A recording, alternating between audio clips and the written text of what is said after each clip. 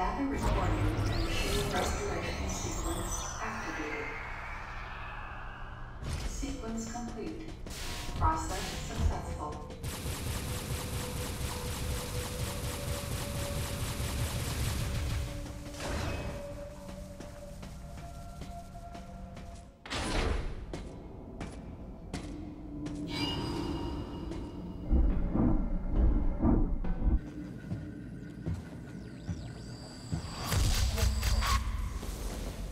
He's dead.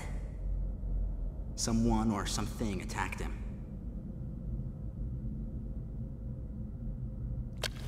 Whoa! Get away from me! Miles! Enough! It was obvious that there was some pervasive danger throughout the facility.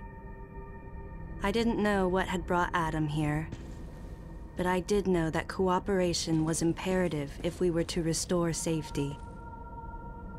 Adam, listen to me. Clearly, this facility is in complete disorder. It might be too dangerous for your men to go alone. That's why I've...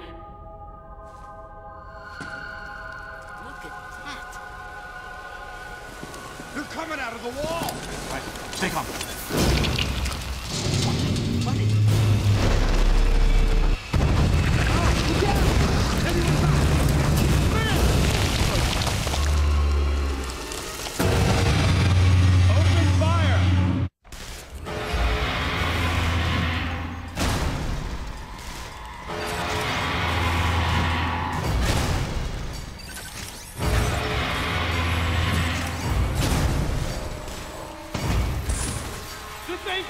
Nothing's working!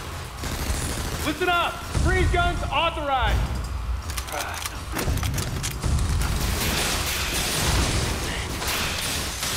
Sam, I'm authorizing missile use!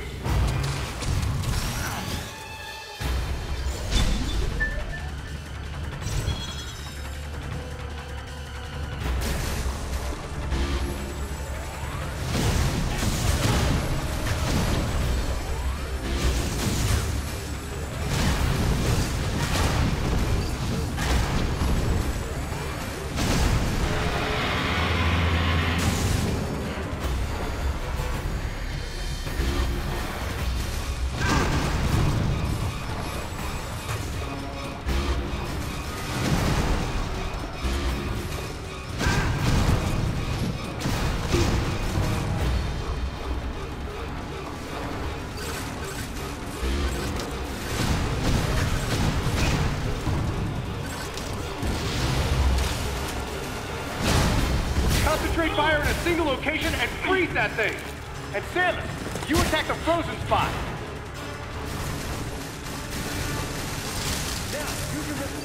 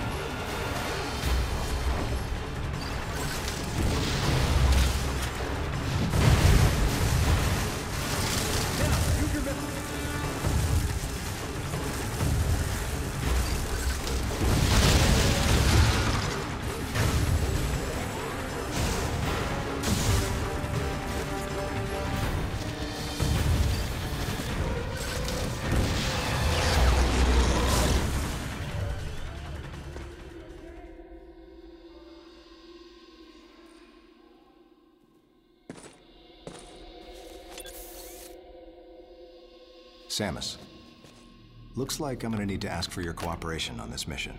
But I'm also gonna have to ask that you follow my commands.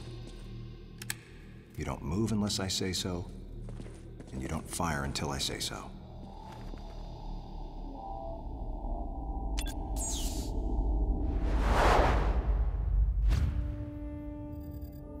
Any objections, lady? The thumbs up sign had been used by the Galactic Federation for ages. Me? I was known for giving the thumbs down during briefing. I had my reasons, though. Commander Adam Malkovich was normally cool and not one to joke around.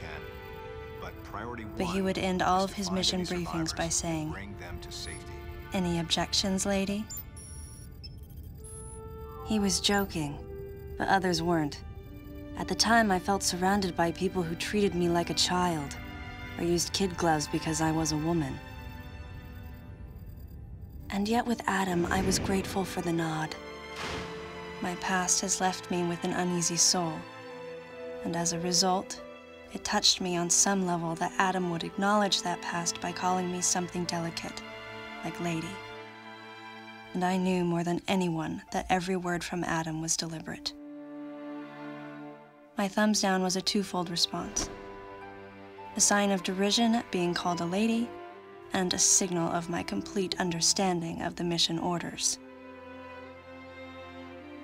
The other soldiers were always willing to support me with easy smiles despite the fact that I clearly had so much yet to learn.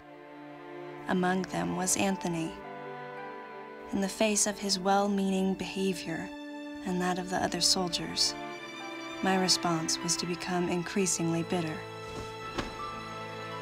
I was a child, always with something to prove, a chip on my shoulder. And I was angry. I felt that if I let my guard down, I would easily be broken. And beyond that, I was scared. But even in the naivete of my youth, I could see in Adam's joking manner how close he felt to me. Adam knows my past, and he knows me better than anyone else. Confession time. Because I was so young when I lost both of my parents, there's no question I saw Adam as a father figure. When I rebelled against him, I knew I could get away with it. And his paternal compassion in the face of my rebellion reinforced the special bond I felt with him. I understood well that chances were slim that I would ever find anyone that understood me like Adam. And yet, when the time came, I still left his side. I was so young and naive.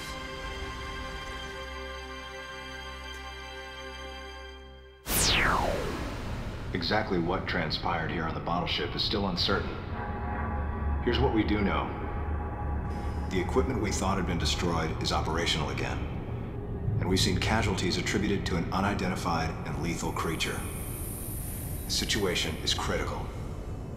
We need to gather all the information we can, but priority one is to find any survivors and bring them to safety.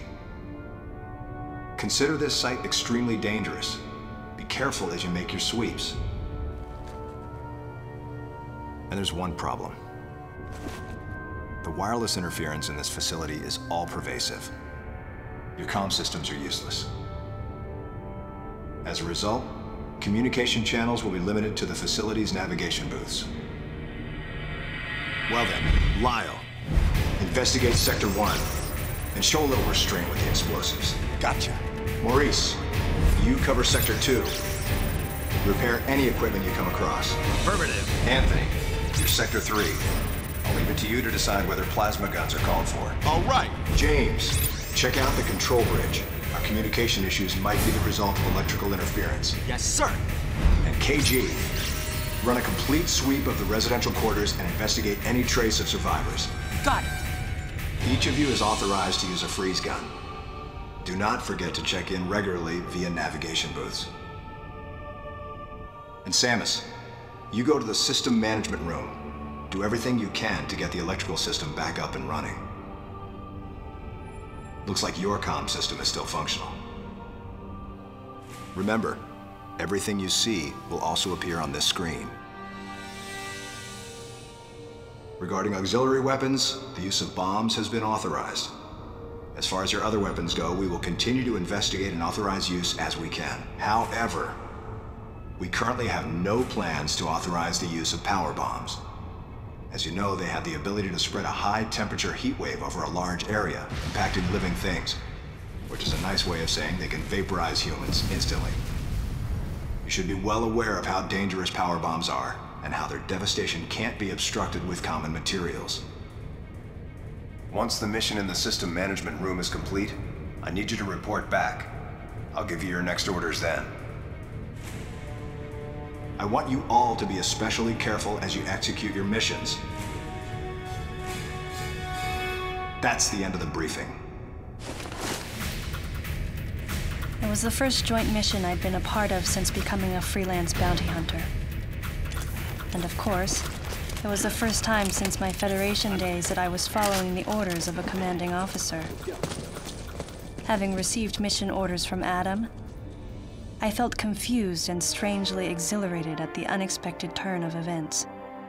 I responded. Understood, Adam. No objections, of course.